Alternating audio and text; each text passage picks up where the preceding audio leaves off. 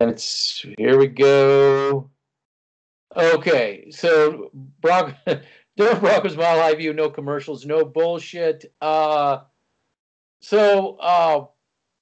me, doctor, is the patient dead? Yes.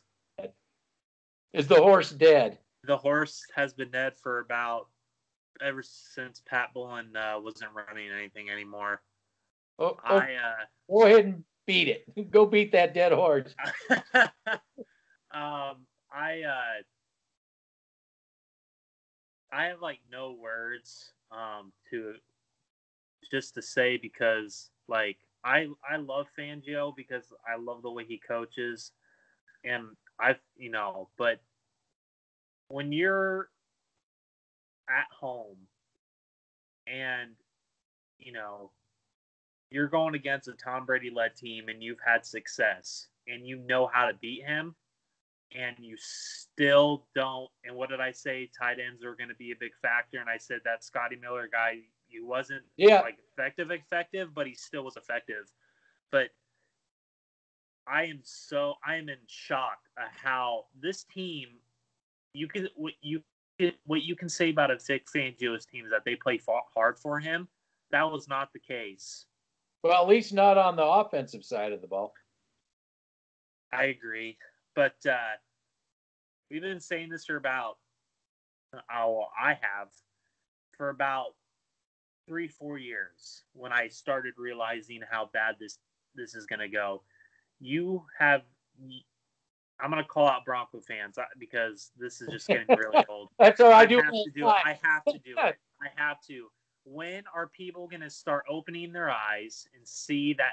Did you see? Look at the offensive line. We've been saying it for a long time. The offensive line is trash. I don't know, and the defensive line is trash. Oh, Shelby Harris had a good game. A lot of the 2 sacks that he got were coverage sacks. Those weren't his own sacks. Those were coverage sacks. And now people are going to want to give him a 3-4 year deal worth, give him $15 million per year. This is bullcrap. And Jarrell Casey, where was he? And look, he's out for the season. Is he out for the season? He's out for the season. So another player, another John Elway, and you know what? The Titans won that deal. I'm sorry. The Titans won that deal. You know what? No Bronco fan, when we get these players, none of them ever go to the message boards of those teams to hear what their fans have. I immediately go. And they were like, it's sad to see him go. He was, it was great while he was here. It was a good run, but it was time for him to go. It's sad, but he's not the same guy anymore. He's not the same guy. Elway goes after names. Names. I picked the guy who's on the Cardinals. I can't remember the guy's name, but he's on the Cardinals right now. He left. Jacob Phillips. That's it. Yes, I think it's from Buffalo. Yep. I said, why can't we get this guy? He's an up and coming. This guy is a has been, and that's Elway. Elway always goes after the has beens. This and Pat Shurmur. Shaq Barrett's going to be pissed when he's coming here. Why the heck did you let him free off the edge and get the sack? I don't. And Mike Muchack. Free everywhere. He was up the middle. He was off the edge. He was everywhere. I'm calling this offense out because I actually, in the second half, I was content with the defense. They only gave up 3 points in the second half. And all the Bronco fans now are going to say, oh, it's Vic Fangio. Vic Fangio doesn't know how to coach. Vic Fangio isn't a head coach. Okay, first of all, you're going to run this guy out of town when he's not the one getting these players that he's supposed to coach up.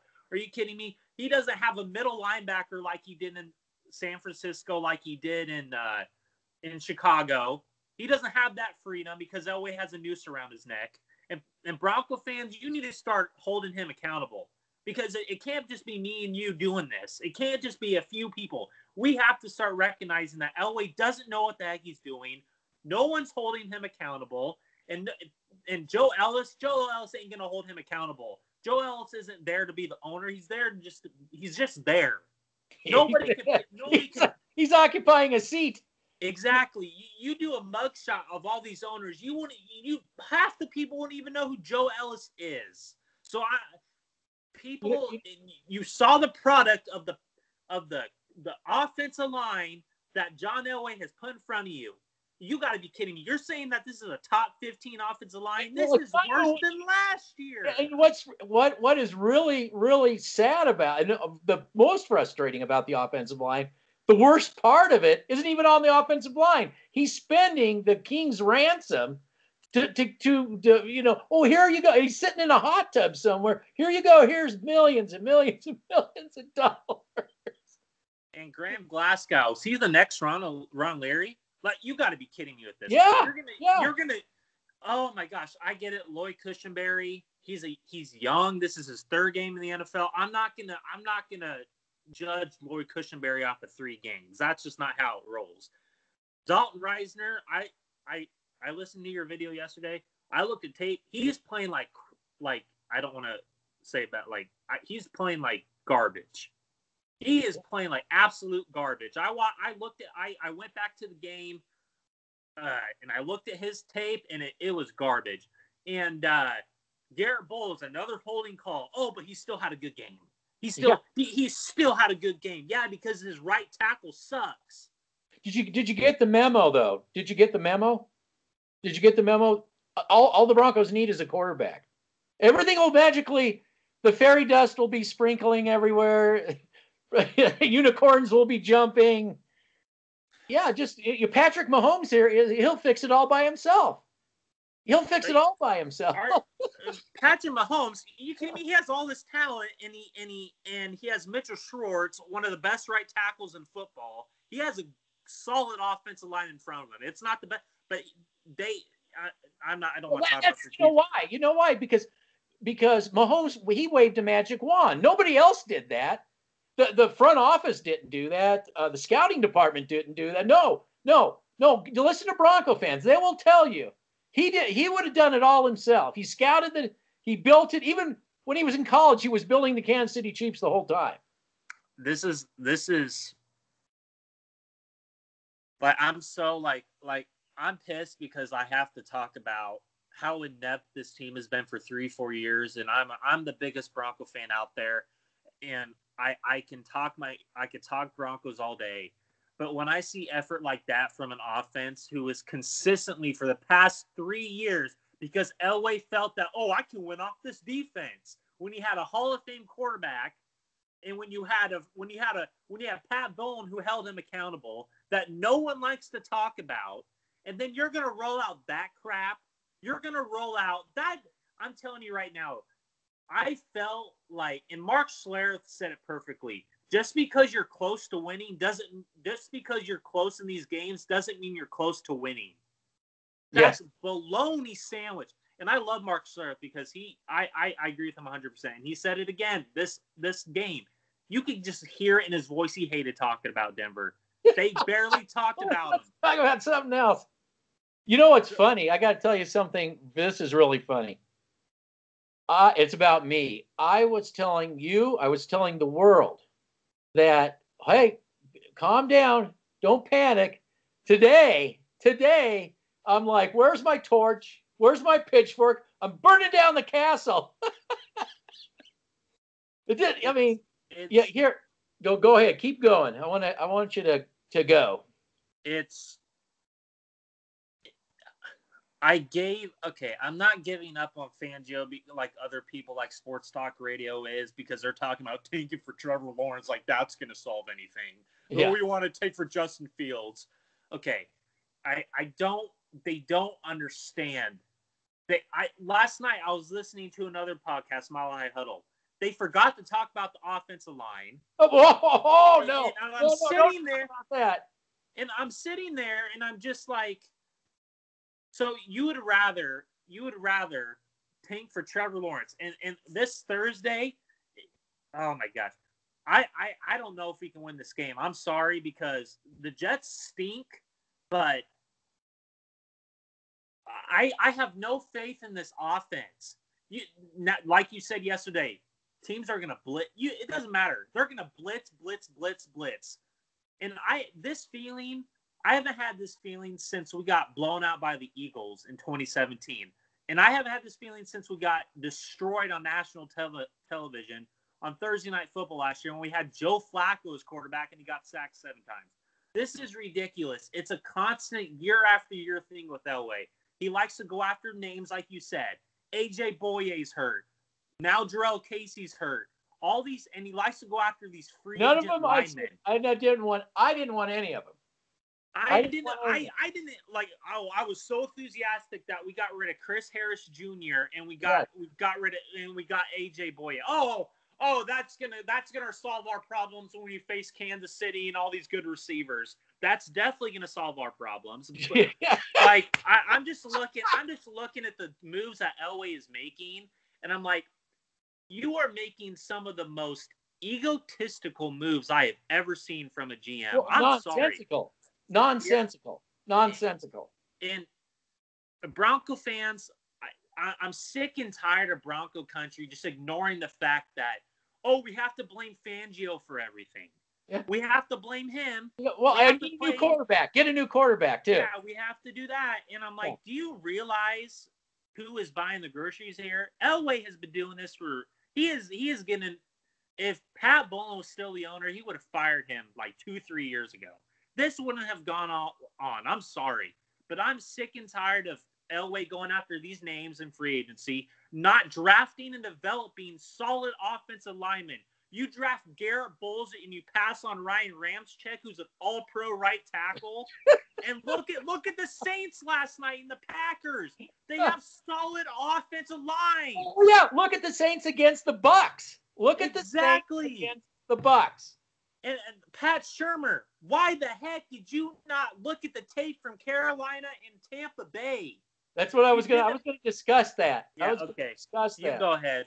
Okay. Well, I want to say that I want to put a quality product out there. I don't want to, you're not going to hear me talk about firing Fangio until it's time to do so makes sense. You're not going to hear me say we need a new quarterback. I'm not going to put garbage out on the internet. I'm going to put a quality product out there.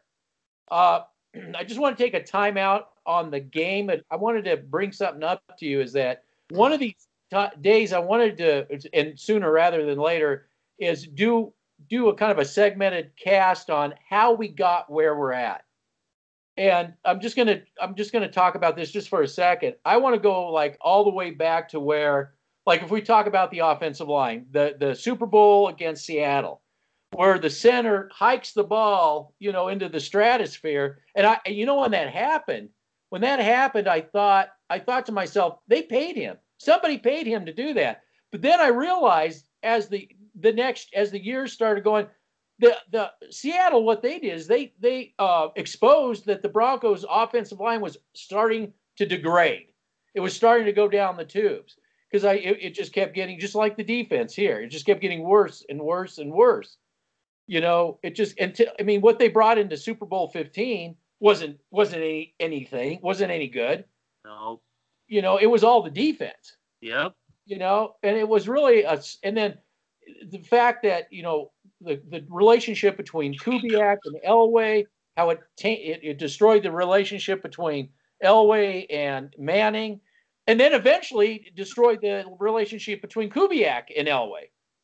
I mean, he's almost like Midas in reverse. Everything this guy's touching is turning to crap, So anyway, that was something I wanted to mention to you. Yeah. Now I want to talk about the game. I'm actually guilty by saying everything's the offensive line because the one thing Elway does have the right to do is to bring Fangio, to bring especially Shurmur and especially Muchack all into the office and say, I hired you guys to improve. And what I'm seeing out here is it going backwards.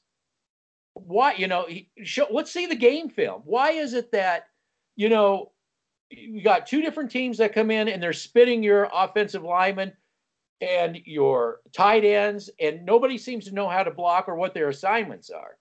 How come you can't? If we talked about the Carolina game, okay, this is something that nobody else will talk about. Mm-hmm. If you go and watch that Carolina game, Bridgewater looked just like Driskel in the first quarter. Their offensive coordinator had made the adjustments, and they're filling in the A/B gaps because they were doing the same thing. They were coming through, and they made the adjustments to keep the ends from getting to the quarterback, and they blocked up the A and B gaps so they wouldn't get those free rushers in. They took care of business. I don't care if they lost the game. They were in it till the fourth quarter, and the Broncos can't say that. They were out right. And if you notice, I got to tell you this too. If you watch that game with the Broncos and Tampa Bay, the defense, it was like they would be doing these blitz packages. Then they'd get into like a prevent. So they weren't blitzing. It was really like a prevent. And then when they felt that the Broncos were just having a little bit of too much success, they'd start the blitzes again. It was like a spigot, like a valve. They'd just turn it off and on. And you know, the thing is that it was such a catastrophic failure on blocking. I mean, I'm gonna put some video. Remember, I gave you a time code. I said, look at this formation where 31 comes in, and I say, well, this is your quarterback not recognizing. I mean, everybody could see this coming a mile away, but I want to explain this to you because it's a microcosm. You've got when you see the video, I'll put it up. You'll see the formation of both the defense and you'll see the our formation. Now, a quarterback can make a couple decisions. If you got a seasoned quarterback and a seasoned group around him, he can call out a signal because that's a perfect play to audible. You could decide you could run but the quarterback has to decide, is our tailback going to hit the hole? Is he going to hit the hole right? Or we can go ahead and, I can call like wing left, which is a signal that tells Gordon, who I haven't seen him block yet for the quarterback once. So it's a signal to him saying that you've got pass pro, you're on pass pro watch. You got to stay back. But when that play goes, you'll see they have two backs. They both take themselves out of pass pro. Both of them do. Now, this is where I say, okay, say your quarterback is clueless. And even the best quarterback could miss something, Why can't you as Shurmur have a fail safe where, your backs are watching too? And they knew it was going to be a pass play. Somebody's got to stay back. Just by design. The design shouldn't have both of them taking themselves out of the play. You know what I'm saying? And this is what I'm trying to get at. It's not about, are we going to get another quarterback? It's like first of all, when it comes to a pass, defensemen coming in, defenders coming in, do you recognize blocking recognition, schematic blocking, the scheming of blocking, techniques of blocking? They failed catastrophically at every position on all of those. There was no recognition. Okay, technique was out the door, and there was no scheming. The schematics weren't even there. So if I'm Elway, aren't you going to bring somebody in? Muchack, what are you guys doing? They were so outcoached. I mean, it was so embarrassing. I mean, I would have been embarrassed. You talk about we were talking about getting fired up. I think the defense was definitely more fired up, but the offense, they had no clue what they were doing. And I understand you got a quarterback in there, but you got a guy that hasn't had any reps, so you got to help him out. You've got to put in fail safes. Everybody's got to take their blocking assignments. Right now, I think what has to happen moving forward is, like you say, stability. They have to work on just basic blocking. Basic. Forget the game plan. They have to learn how to do base blocking. Wide receivers, tight ends, the running backs, all of them. All of them have to, not just the offensive line. So, you can talk about quarterbacks. I know it's sexy. You talk about firing people. But if you can't run basic stuff, if you have players that, even on an instinctual level, couldn't perform. I agree 100% what you're saying, and it's like, Pat Shurmur, you're carrying 5 tight ends. Why aren't you using them? To short the AD gaps. You are carrying 5 tight ends, and you're running 3 wide receiver sets with a quarterback that can't recognize pressure. Why didn't you help your quarterback? Yeah. Bring in an extra blockers against Shaq Barrett. Did you see what he did? He imitated Bradley Chubb's celebration. That's a jab at the front office. And that's a jab at Bradley Chubb. And you are gonna sit there, Pat Shurmur, and continue. You're playing. You did the Mike McCoy game plan. You did the Mike McCoy game plan. Yeah. Running your 3 wide receiver sets, not helping out your quarterback. Yeah. You basically got Jeff Driskel killed like you did Trevor Siemian. Yes. So yes. It's and nobody will talk about that. Nobody will talk about it. No, because it's not just the podcasts that are not listening. It's not just the podcast because they do it for shock factor and they do it for value and all that. But Broncos country needs to stop with this hypocrisy that it's all the coach's fault. Because the head coach's fault. The head coach's fault. Sorry. It's definitely Shurmur. Can't. If you brought in an established head coach like Mike Tomlin or Pete Carroll or whoever, you really think with John Elway running the show that they would have as much success as they did as in Seattle or Pittsburgh? You gotta be kidding me. John Elway doesn't know what he's doing. No. And you need to bring in somebody that just has a clue. And again, special teams failed again. Oh, God. We haven't even got You got to be kidding me. Week 1 was great. Oh, my gosh. But then week 2 and 3, like I said it. Special teams is critical, and you see it. Like we both said, draft and development. You have no depth. Who's that? Oh, yeah, Vic Fangio is the one calling it. He's the one drafting those players. Oh, yeah. Okay. Yeah. We're not going to – so whatever. Yeah, blame the executive chef, not the guy that's bringing in all the groceries, Like you said, buying the groceries. And the front office. Like ramen noodles, you couldn't make a filet mignon? What? you decide to keep a right tackle. Oh, he's not going to play this year. I mean, I get it for, family reasons. I'm not going to. But you know that he's going to sit out. You know that he's going to be hurt. So why didn't you cut him and then go after who I wanted so badly? Like you said, me and you have a great. You said Jack Conklin from the Titans. You're not going to go after that guy who has been under the ring in Tennessee, who's been under a great right tackle there, and you're not going to bring him in. But you're going to keep Juwan James, who is stealing paychecks. Yeah. And not even playing. The organization. How dare you ask me to go play? How dare you do that? I mean, he was upset that we wanted him to go out and play. That's what. Yeah. Yes. This is where we are. We are in the bottom 3 organizations in the NFL. We are down there with the Jets. We're down there with the Jets and Browns. And I never thought in a million years I would say that. Yeah, well, the Browns are a step up now. Remember, I don't know if you heard me last year, and I said that we've become the Cleveland Browns. And everybody, how dare you? How dare you?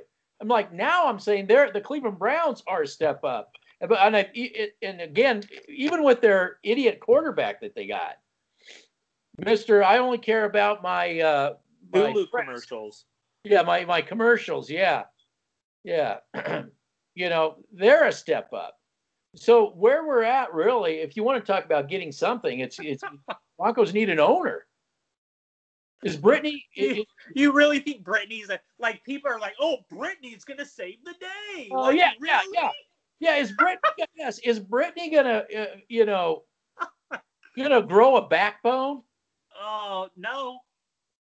Well, No. I can't really say. I'm not really there yet. I'm waiting for my MBA to come through, and We're gonna go get is the drunken son gonna be the next owner of the Broncos? Well, he ain't gonna have a clue. He's probably gonna hire his buddy Vance and Joseph. Yeah.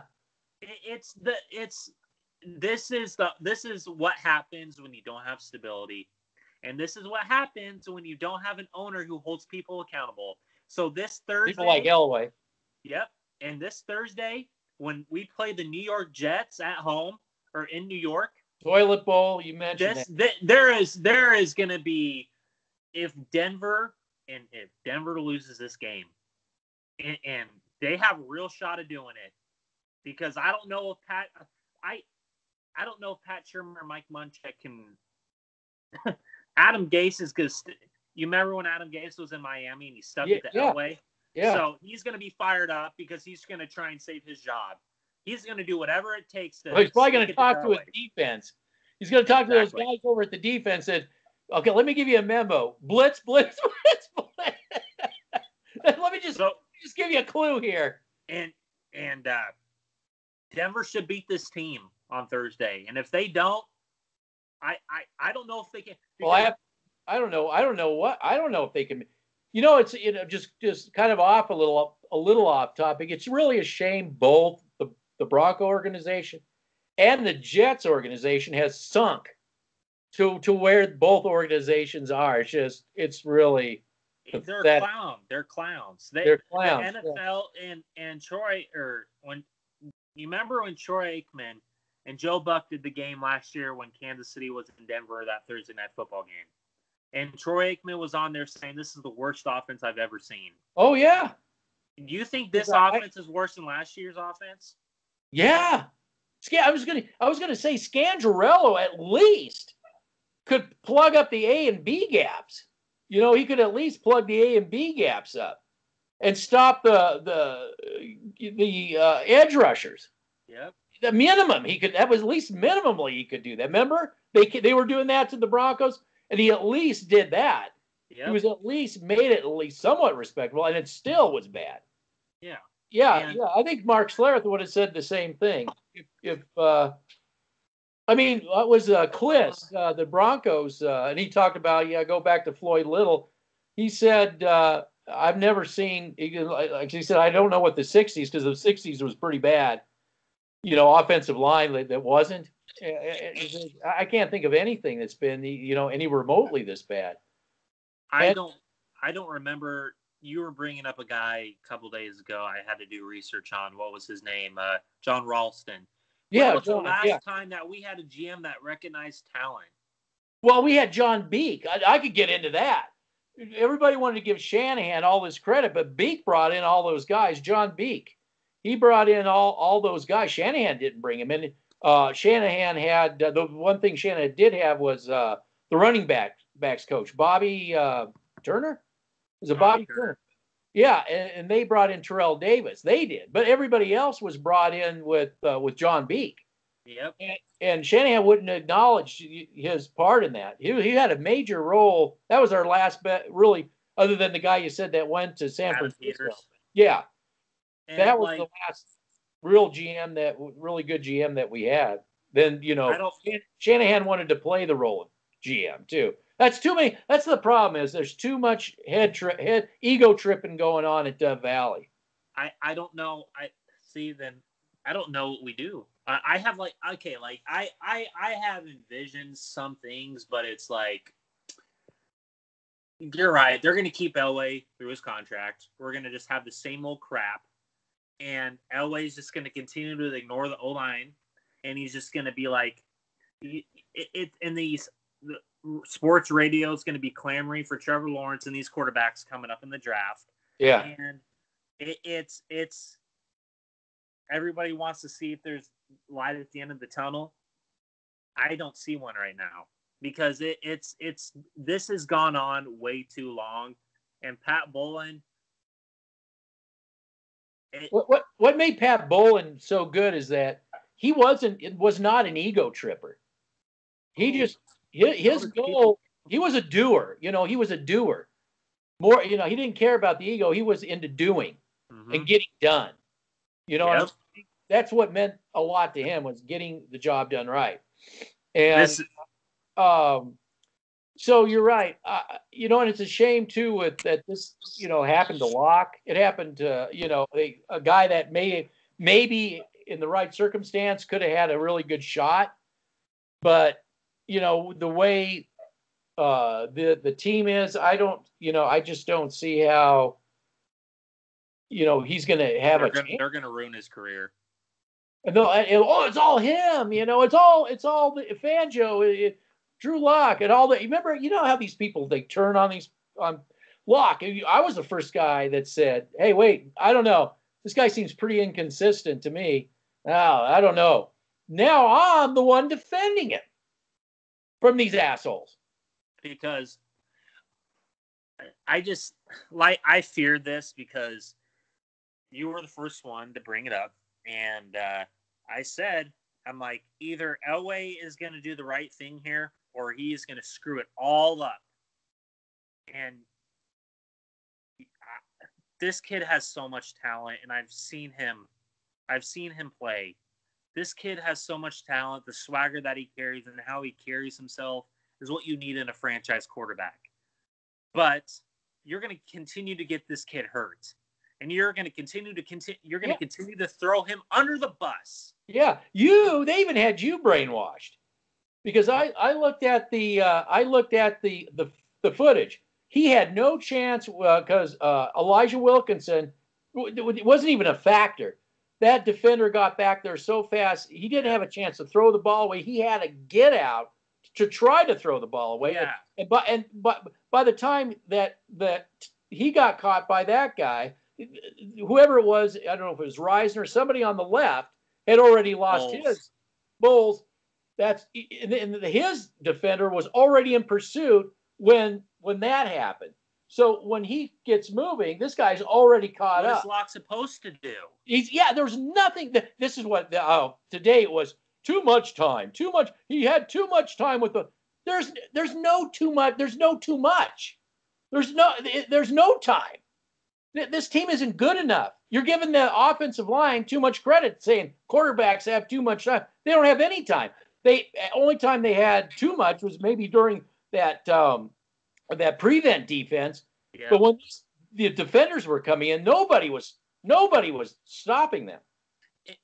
Like you were saying about the offensive line, and I want to talk about this a little bit more about the offensive line, how simple pass blocking technique and run blocking technique. You had a safety. Did you see? They had a safety come on both sides. I don't know who messed it up. I don't know if they didn't recognize that. He came and sacked Driskel like on the first couple plays of the first or second series. Yep. That is what I'm talking about. Driskel, he could have threw it away or whatever. He had the time to do it. When they replayed it, there was a guy open waving his hand. But I'm just saying, like, stuff like the little things, the little things like that is what me and you, we're not on here trying to bash Broncos country here. We're not trying to do that here. We're just trying to give you real stuff. Yeah. What we're seeing here is I'm sorry. You think Kyle Lorton and Tim Tebow were bad? Those guys were those teams were actually you actually had a sense of, okay, they might be able to pull this off because they had an offensive line. Yes. They had an offensive line. They had a defensive line too during the Tim Tebow years. They had Elvis Dumerville. They had all these great. They had a good offensive line with Tim Tebow. Why do you think they beat the Steelers in the playoffs? Because of the offensive line. See, this is what I'm talking about. Why do you think the Saints are so good? Like all these other teams that are so good. New England destroyed the Las Vegas Raiders. That offensive, I watched that game before the Bronco game. Oh, huh. That's what I'm talking. That's an offensive line. Yeah, they have it. They have the offensive line dialed in. But and you know what's strange is you'd think Elway, being a quarterback, This is what I was saying to you. would understand that. Like, well, I'm going to have to definitely get somebody that can put together an offensive line. You see, everybody gets caught up with Disney princesses, the quarterback. Brady. Oh, Brady. Brady never knew what getting a dirty uniform was, ever. He won the lottery. He got behind already a Super Bowl team with an offensive line ready to roll, just like Mahomes. Could you imagine Mahomes or Brady? But do you think you could pay them to play on the Broncos with that behind that offensive line? Oh man, I'll look like garbage. Oh, no way am I going to do that, Why do you think Peyton came here initially? That offensive line, because in Indy, he didn't have that great. He had a Jeff Saturday, an all-great center, but that was it. He knew what it was like to get dirt on his jersey and all that, and that's why he broke his neck. Yes. Because he didn't have a great offensive line in front of him, okay? So now we're going to talk – so segue, we're going to segue into – like you've been saying and like we've both been saying, and ever since I started doing this with you, I've been clamoring all this time for years and years and years. And I know – and I'm sick and tired of for the people that say, oh, you need to build the team through the draft. No, you need to be smart with the players that you get in free agency as well. Yes. It's not, you can't just, the draft is going to save the day. I'm sick and tired of these sports talk radio people. Yeah, ramen noodle. Ramen noodles. Just add water. Just add a ramen noodle. You just add water. Yeah, Brondo. Remember Idiocracy? Brondo. Yeah. Crave it. That's like going to the draft all the time. Is that's going to solve all your problems? Yeah, and you still need to develop that talent. You can't just be like, oh yeah, Patrick Mahomes. He just came in and took the league by storm. Like seriously, that's stupid. Well, I tell everybody, you don't know how good Patrick Mahomes really is. When he was in college, he was working on the Kansas City Chiefs the whole time. He was scouting players.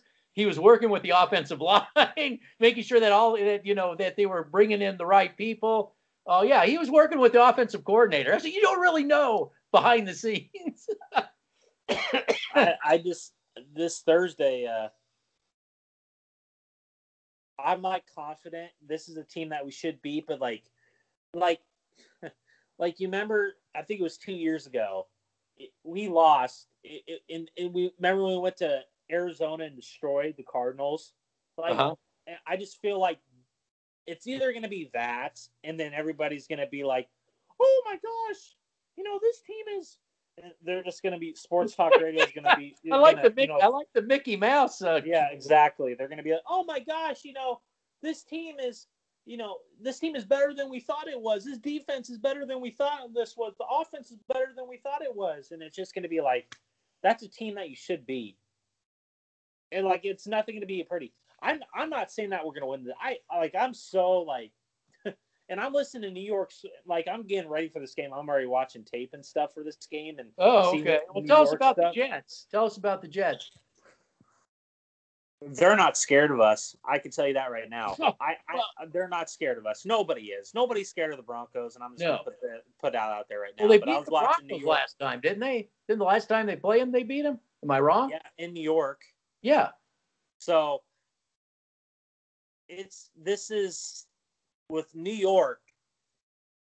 They're a pretty bad football team, I will say that, but their offensive line is not as bad as Denver's. I'm going to put that out there right now. They got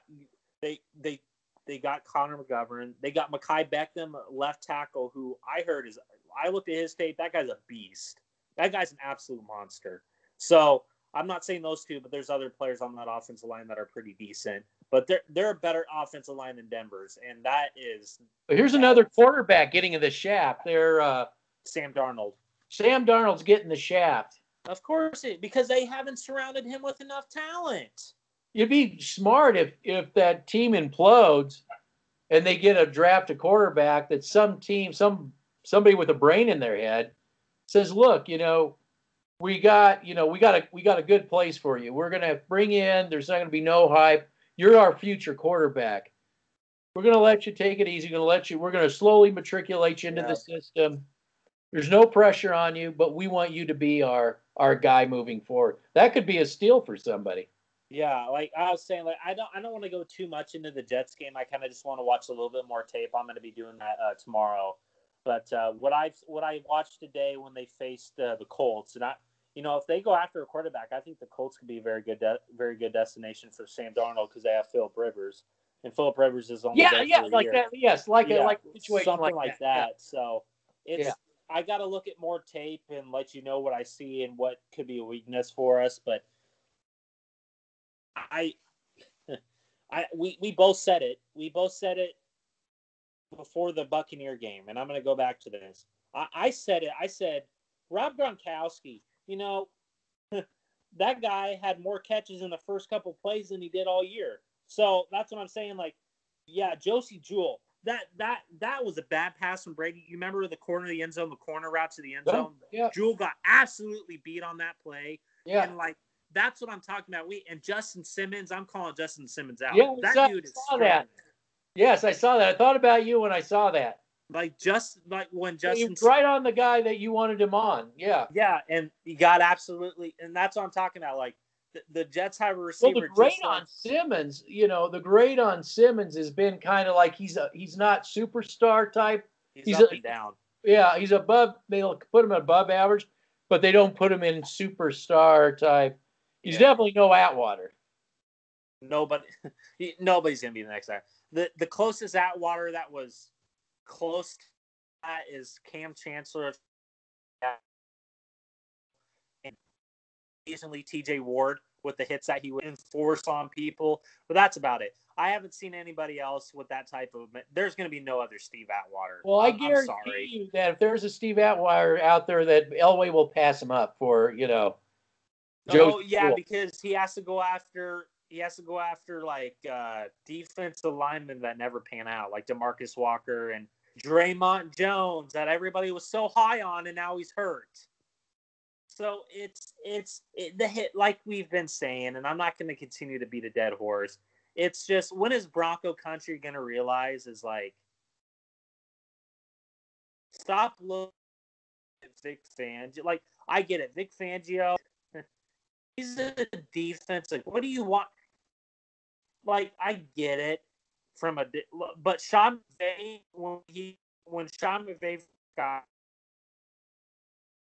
I think I'm losing you. Look how 2 years in Sean McVay, they went to the freaking Super Bowl. It's just, you got to find people that can gel with each other. And I'm not saying I'm not going to get rid of Pat Shurmur after this game and Mike Muchack after this game. But that is starting to become a red flag. When you don't take what Carolina did, and you're an NFL offensive coordinator, and you're an NFL offensive lineman, and you're an Hall of Fame offensive lineman. How the heck? And I thought they had more sacks than the Pittsburgh Steelers did. When you said it, when we were talking, you were like, did this team have more sacks than the Pittsburgh Steelers? Tell you about that. It was the same if you count the safety. Exactly. I don't know what to say about that. That performance. We said it. Whoever's going to come out swinging is going to win the game. And Denver had the tail between their legs in the first half, both offensive and defensively. And I thought the defense came out in the second half and played their butts off because they were on the field a lot. Because the offense kept going 3 and out. Well, the special teams put them in the hole right off the bat. That's like in my video. I said they were playing 3 teams against 3 teams. You can't play against 3 teams as a defense. It's not going to, when your own team is playing against you. Exactly. That's what I heard over the Mark Schlereth said it.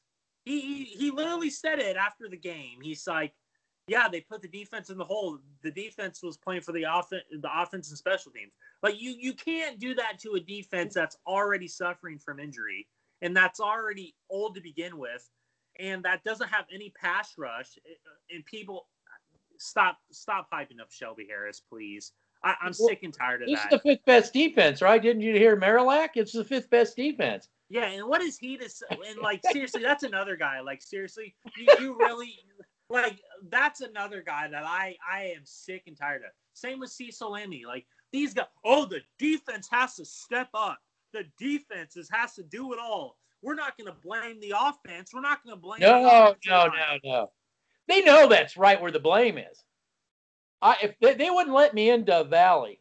I got kicked off. They wouldn't even let me and you into Valley, even if we tried to get in there, because they would know that we know what the heck we're talking about when it comes to this. Yeah, don't listen to those guys. Yeah, no, those guys they don't know what football's like. They've never, they don't know what it's like to play in the NFL. I got kicked off the Broncos message board back in when I was lobbying to fire Shanahan. I was so upset with Shanahan because Alex Gibbs and Shanahan, was always butting heads because Alex Gibbs during that whole Super Bowl, those Super Bowl runs, he had to pull the reins on Shanahan about don't run the ball, right? Don't keep throwing. When Shanahan took the exact same game plan that Indy's with Peyton Manning couldn't run against the Pittsburgh Steelers. I said, he's got to come in here. And this was the opposite of what this last week. I said, you've got to be run heavy against this Steeler team because the Broncos could run the ball back then. They were, very successful at running. He wouldn't do it. He just wanted to pass. And when they ran the ball right off the bat and got like 4 or 5 yards. Then he just was pass. And ended up losing the same way, because you don't have Peyton Manning. You don't have that offense. You're gonna take their game plan. You should get fired right there. So I was lobbying, and then I got kicked off the board. Oh, I was crazy. I was good. You'll never get fired. And that goes against stability, and that's what we need to talk about too. In the future is like when we got rid of Shanahan. Was it a knee jerk? Was it? You have to decide. We got to come up with a system. I think in next video we could talk about, like you said, how we got here, and how much stability is it. What you said, like how much stability is important for an organization. Because I think Bronco country is smart enough to realize it, but they're not smart enough when it comes to Elway. They're smart enough when it comes to coaching. We all knew Vance Joseph was a freaking disaster. Yeah. And you could see it on the sidelines. You could see how he interacted with certain coaches and players. And Aqib Talib said it as well, like we've touched on before. But it's just, I am, as a Bronco fan and as a guy that doesn't look through it with my orange and blue colored glasses, okay? I see things as, what have you done for me lately? What have you done for me when it comes to player development, player personnel, stuff like that? Then I can make a judgment on that. I can't make a judgment on Fangio because I believe he hasn't had the chance to get the players that he wants on his defense. That's just my opinion. Because I believe Vic Fangio can be a very good coach in this league. I just think that the problem is the guy up top, because he has his hands around his neck. He can't breathe. And what is Fangio supposed to do with players like Alexander Johnson and Josie Jewell commanding his defense? Yes. Like, what are you supposed to do? Yes. And when you have a corner in AJ Boye who is hurt, and you have a defensive line that can't get after the quarterback, I don't. What is Fangio supposed to do? Yeah. Sit there with his tails between his legs and be like, "Oh, I'm going to play prevent." We already know he plays prevent. That's his defensive scheme, but he relies on the defensive front to get after the quarterback. That's why quarterbacks and his teams have had so much success of late on this Broncos defense. Is because they're not scared. Who are they scared of? You really, and I'm going to ask you this, and if this team was fully healthy, and you had Von Miller on one side, and you had AJ and all these, do you think this team will be better than it is right now? Defensively? Yes. And offensively? Well, I'm going to say that everything hinges for this team right now. Well, let me put it, I guess, to answer the short question, this isn't a team that puts fear into anybody. But I will say this. With Fangio, you get the blue collar, lunch pail type. It's not sexy. He's giving you the best for what he's, like you said, what he's got to work for. That should be really impressive to a lot of people. You know, if this defense was good and is blue collar, you know, we're going to hold you to about 20 points. Okay, we'll say, but because Muchack and because Shurmur have got it dialed in, we're going to score at least 24 points or more. Then I would say if that was on the regular basis, that would concern a lot of teams. But when everything, in my opinion, for the defense starts at the offensive line. If you're getting 3 and outs, you're playing against your defense. You're playing against, because the Buccaneers had a short field pretty much the entire game. Yep. Pretty much the entire, and that's on the offense. Mm-hmm. You have a backup quarterback who's young. The least the Broncos, this is the thing. The least we should ask of the Denver Broncos right now is that the offensive line can hold its own. You got Muchack, right? You heard all the voices out there. Oh, it's Muchack. Oh, yes, Muchack. Oh, it's God, Muchack. Then, and with combination of Shurmur, it just can't lose. It can't lose. And Muchack is really disappointing me. It should never have gotten to this bad. Because there's technique problems. Orlando Franklin, Josh McDaniels and believe me, I'm not praising Josh McDaniels. I hate Josh McDaniels. So don't mistake in that. But the guy knew how to pick offensive linemen. He came from a system that one thing they could do. Yep. If all else. So Orlando Franklin is talking about everybody's technique. Why did Muchack, but nobody is saying it, Muchack is supposed to be guru. He's like, the yoga, the Ali, he's supposed to be the guy. How could he possibly have let, technique go down the toilet?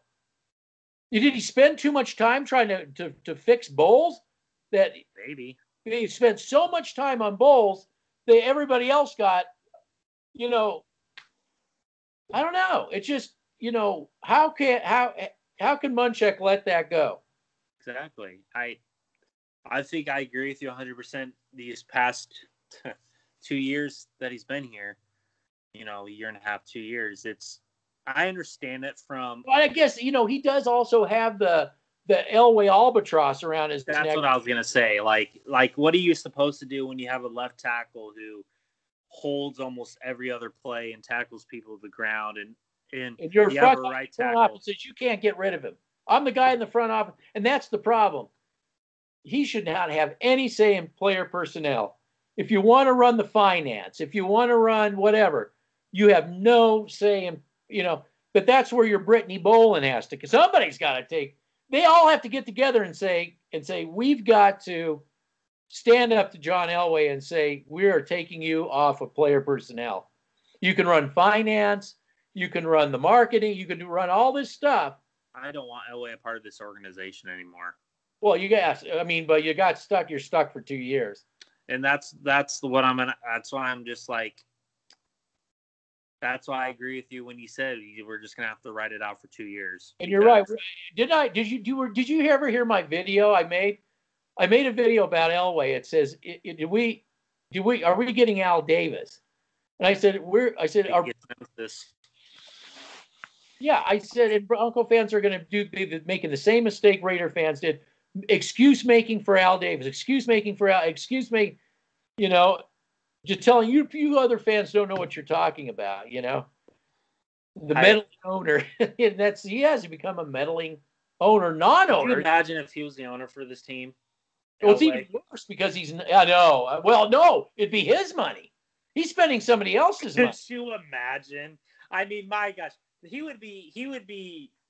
might have Shanahan in the front office. It could get that bad, seriously, because he wanted Shanahan after there was a report that came out that said he wanted Mike Shanahan to return his coach. Well, I don't think Mike Shanahan. And I'm like, no. Well, him and Mike Shanahan, they had a big breakup. So I don't think that's like the clash of the egos. That would never work out. So exactly. And you think Peyton Manning? It's just like I heard. I was listening to Sandy Clough and Orlando Franklin today, and they're just like, it's bad decision after bad decision after bad decision. And it's like it has gotten us where. And Sandy Clough, I was listening to him after post game yesterday, and there was a caller that came in, and I've been saying this for 3-4 years. You've been saying it longer than I have. And Sandy Clough knows it just as well as we do. Once you get the ownership thing right, you are not going to have the level of success like New England has. All these other good teams have. Yes. Kansas City has. You're not going to have the level of success. And people,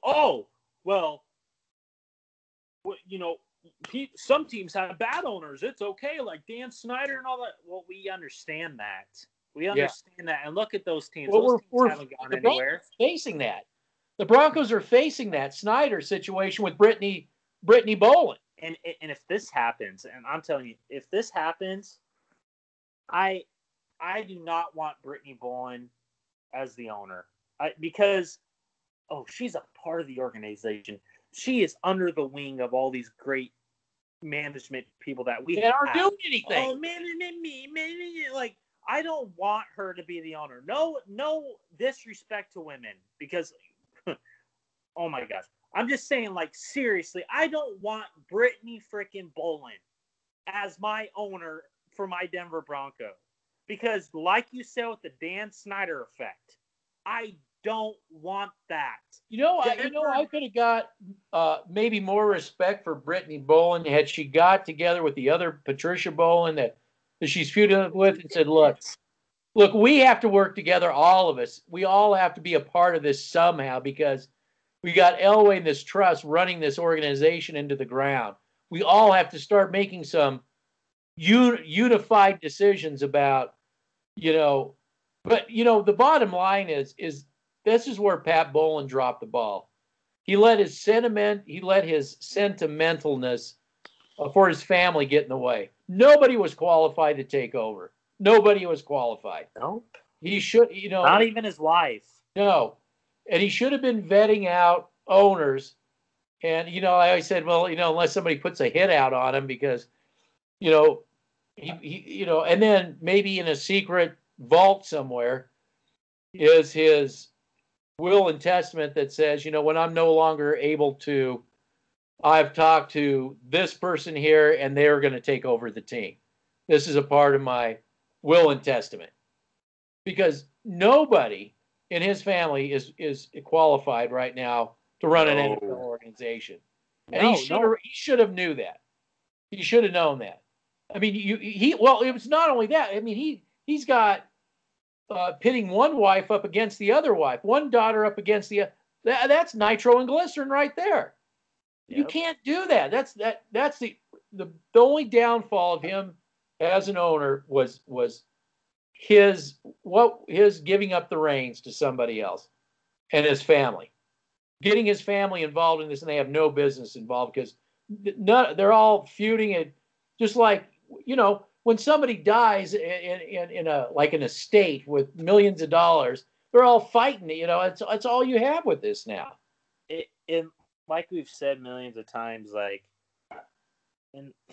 it's just like seriously, like I don't. If I'm Elway and I'm like sitting and I'm the GM right now, and like I'm watching what happened on Sunday, I'm just sitting there and I'm like, I don't get why he hasn't just walked away. Just walk away. Like Elway, you're a great player. You were a great player, but as a GM. Like, we need somebody in here that's more qualified. And people are like, oh, we got to get rid of Elway. There's nobody in that organization that's going to get rid of him. No, he's an ego. He's egotistical. I'm not going to say that. It's ego. I was going to say something much worse, but I just didn't want to be like, say it a cuss word on here. It's all ego. It's all ego. It's like and that's why you could never have him and Shanahan, two giant egos. You know, you can't. Yeah, it's you know, I don't. Yeah, Brittany Boland, man. Oh boy. Seriously? Could you imagine the day that if she ever took over this franchise, we would be set back for decades. Well, I'm not even sure she can. I'm not even sure she can. Well, I looked. So you were talking about it, and I want to bring this up real quick. Like, I remember a couple videos ago you were talking about, the Denver Broncos free agency. Then I'm going to talk about Brittany real quick. But you said that they got a C in free agency. They have an F. It was an absolute dumpster fire. I just want to bring that up right now. I was being generous with the C. Yeah, exactly. How wrong I was. Yeah, exactly. So the free agency was a disaster. But going back to Brittany Boland, I've been looking up facts about her. She they put her in marketing and all that good stuff, and it's just like. Yeah, marketing. I'm going to work on my branding. Exactly. That's basically, you look it up on the Google or whatever, you can find it. It's like, oh yeah, she's just she's working under the marketing department and all that good stuff. Like, I don't want Brittany Boland as my owner. Seriously, I can't even look at her. I can't even look at this family. I can't. No. I just can't. No, the only way Brittany Boland would have ever, or Patricia, whoever, the only way any of these people could have possibly been an owner is if at 21 or 20 years old, Pat Boland takes Brittany under his tutelage, and for 20 years, she's been working side by side. Pat Boland knows the ins and outs. That I could trust. And you got a healthy Pat Boland.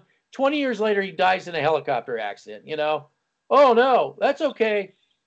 You know, Brittany doesn't tell me that she actually planted a bomb in it, but it became the owner. Then, everybody would love her. She's diabolical, you know. But I'm just saying that she hadn't spent time with her father in that capacity. Nobody did. No. Really, no one. She's looking at it like somebody that's coming in. I got my MBA, you know. I'm spoiled. Yeah. I know what I want. Like, seriously, that's the dance. I don't want that. Like, seriously, like people, Broncos country needs to realize we're in deep crap. Like, yeah. I don't. They haven't realized that yet. They haven't realized it. And I've been ahead. You've been ahead along. You've been way ahead longer than me. The body and the head doesn't realize it yet. Exactly. I've been on this train, getting this going for about 5-6 years. I don't want this team to become the Cleveland Browns. And if you want to be that, by all means, continue to support this crappy product. The Cleveland Browns are looking good. Right now, they got an owner. That's what I'm saying. Did you ever think we would be here, though? Like, ever in a million years? Like, I understand it probably, like, because you started seeing the signs early than a lot of people did. But did you ever think it would ever get this bad? Well, yeah. I mean, I didn't when Pat Boland was the owner. He was okay. But once, you know, that he basically, I said he died he had 2 deaths. First was the brain died, and he was taken out of the picture. And then the actual death. So once his mind died, and he didn't have anything set up, you know, to pass the torch, that's when I knew we were in deep, because I knew, you know, remember I was with the Denver Broncos back with the Gurkeys, the Phipps, then went to Kaiser, you know, and, you know, I was following the owners.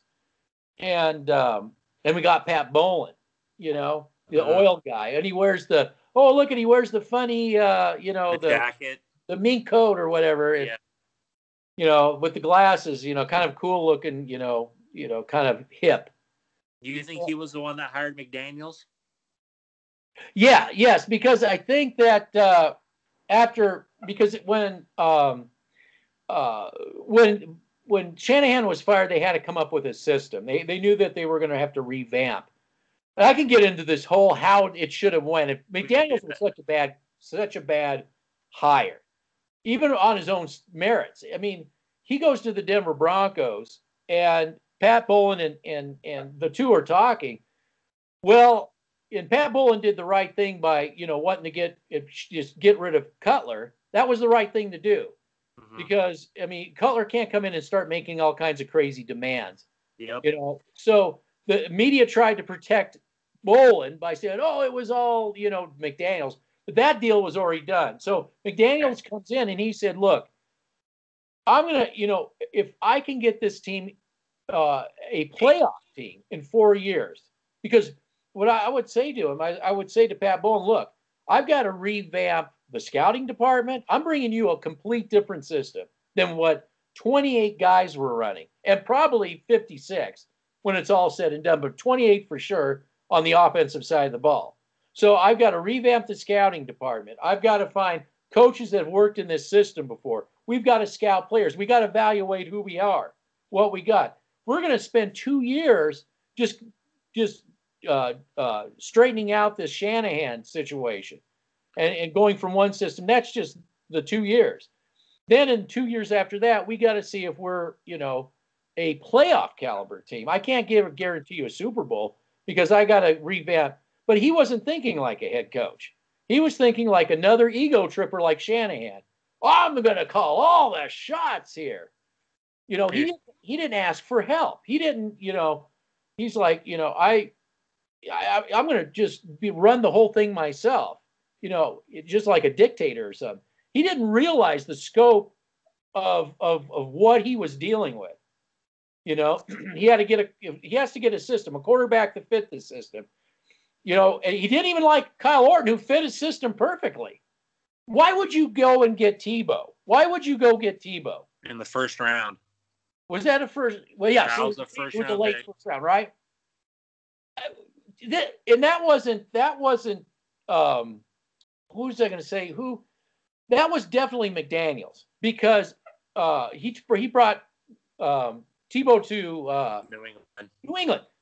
Tebow doesn't fit that system he's running, not even remotely. He's a read option quarterback. Well, I mean, I'll tell you what, Tim Tebow was the world's best rugby football player that never happened.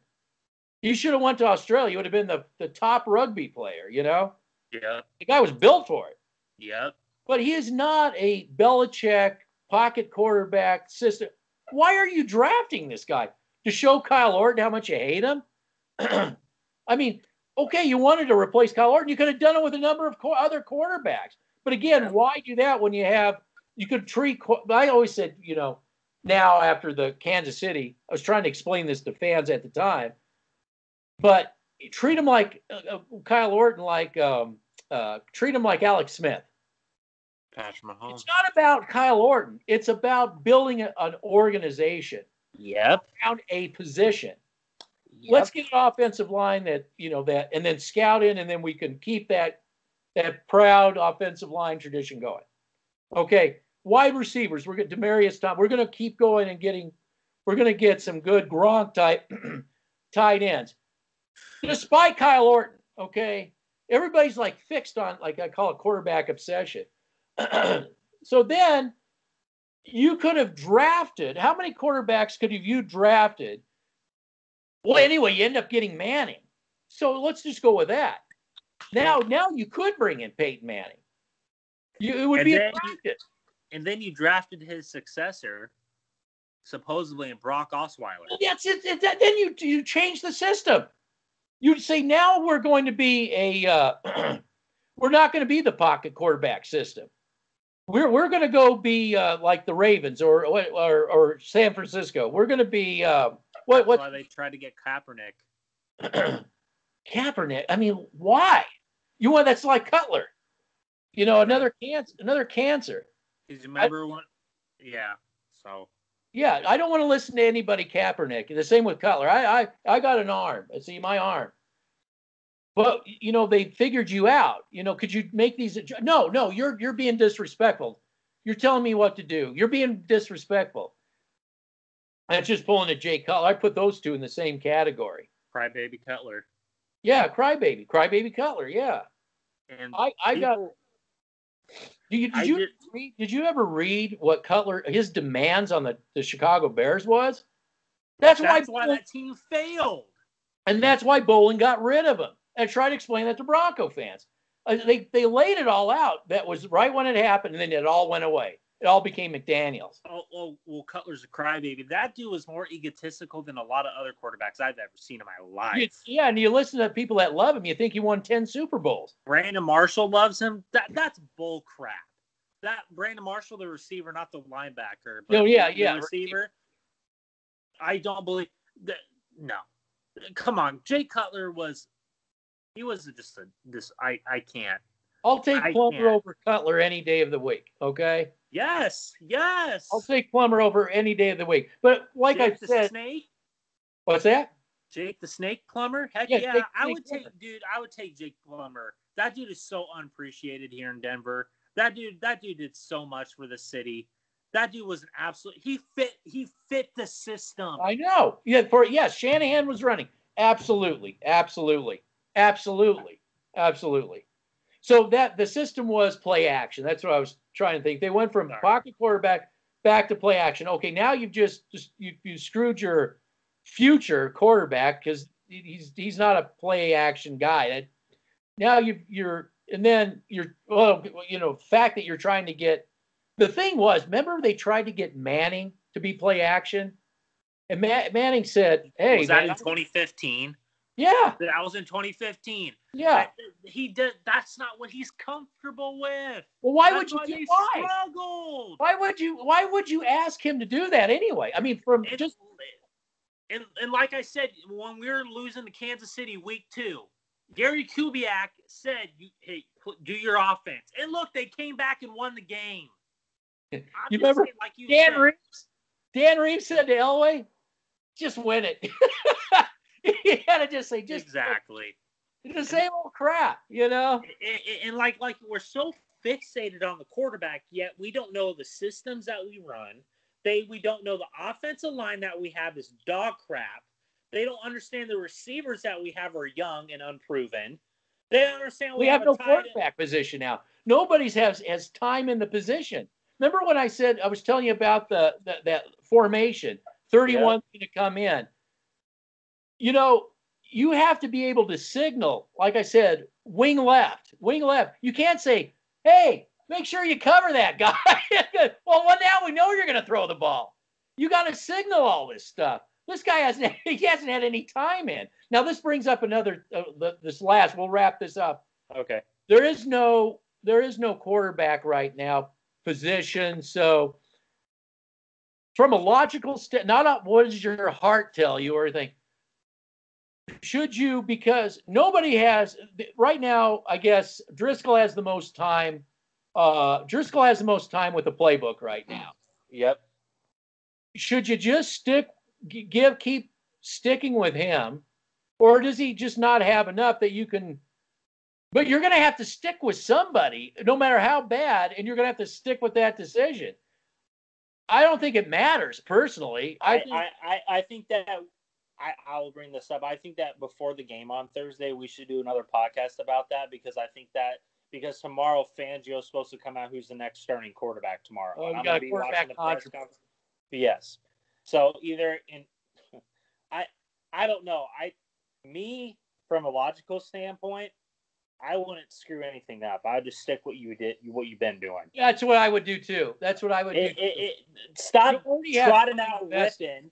And by the way, I would bring this up for a minute. Rypien, you're going to bring out a guy who can't throw more than 20 yards down the field. So they're going to know what to do. They're going to be, okay, we're going to press him or we're going to play some sort of zone because he's not going to be able to pass more than Jeff Driskel. If he had the time, he would have made that touchdown pass to Judy in the end zone.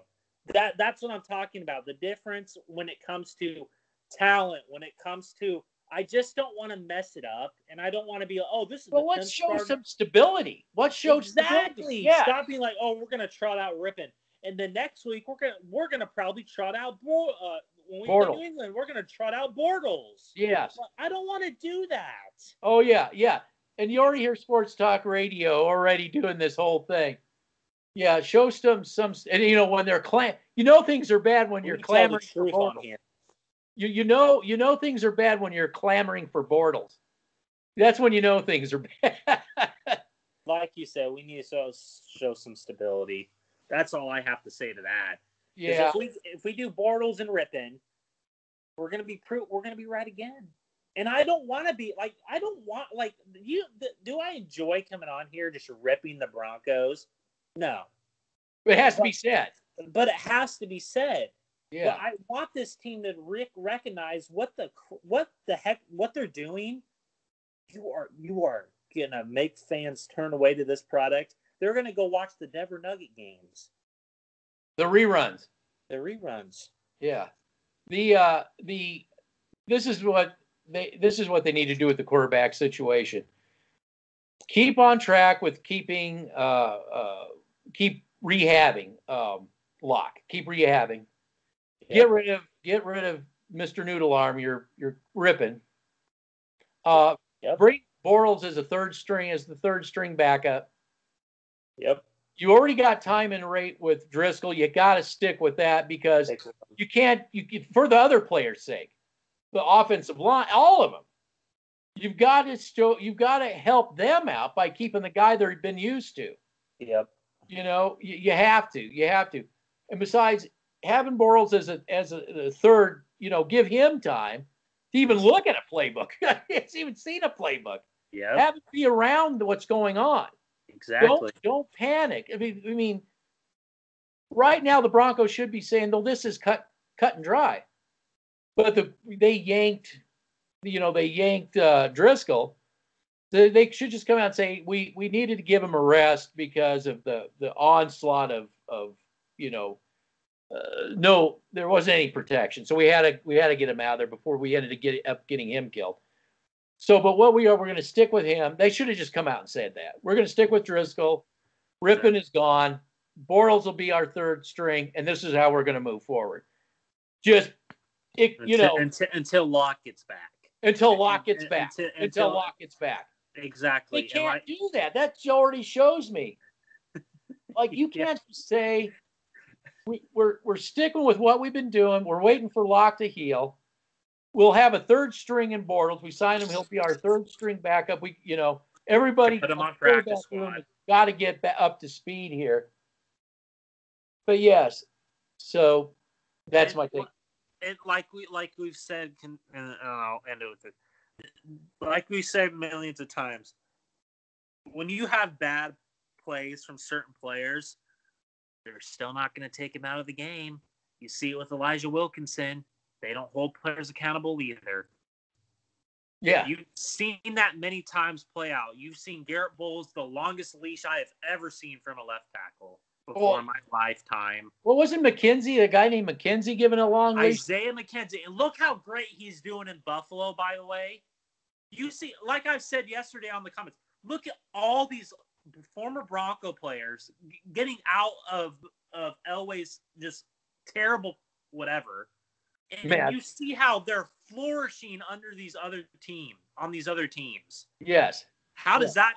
Oh no, it's not Elway. No. It's not Al Davis. Yes, it's not Al Davis. Yeah, it's not Al Davis. Gosh. The meddling owner. Yeah, I know. All right. We better call it a night. Yeah. I'm sorry I kept you from the exciting Kansas City Ravens game. Sorry about it. I actually wasn't gonna watch it anyway because I don't really like them. But hey, you know what? They're actually stable from the top down. So maybe I might just go watch it again on the NFL Network or something. Well, yeah, you can watch some good replay because they actually have a good offensive line in front of them for both teams. Yeah, so. No, you can't. No, that doesn't have anything to do with anything. Well, that's true. Well, it does. Like Mahomes did build that offensive lineup while he was in college. So. Yeah, Lamar Jackson is. Oh man, he like made that offensive line. Yep. No. He made those receivers. He made that defense. Yep. He did it all. He did it all on his own. Yeah, exactly. He dialed up and told them exactly what to do. They did it. Yep. That's I'm the GM now. I'm Patrick Mahomes. I'm the GM. Yeah. Well, Cutler, he thought he was the GM. And look what happened to him. He was pedaling on a bike in the NFC Championship game against Green Bay. So I mean, we could really talk about that. You talk about. I just want to use the word pussy, but I mean, just he was an idiot. On top of everything, yeah. Yeah. Jeez, amazing. All right. Well, so talk to you through the channels. All right. All right. Talk to you later. Yeah. Take care. Yep. Bye. Bye.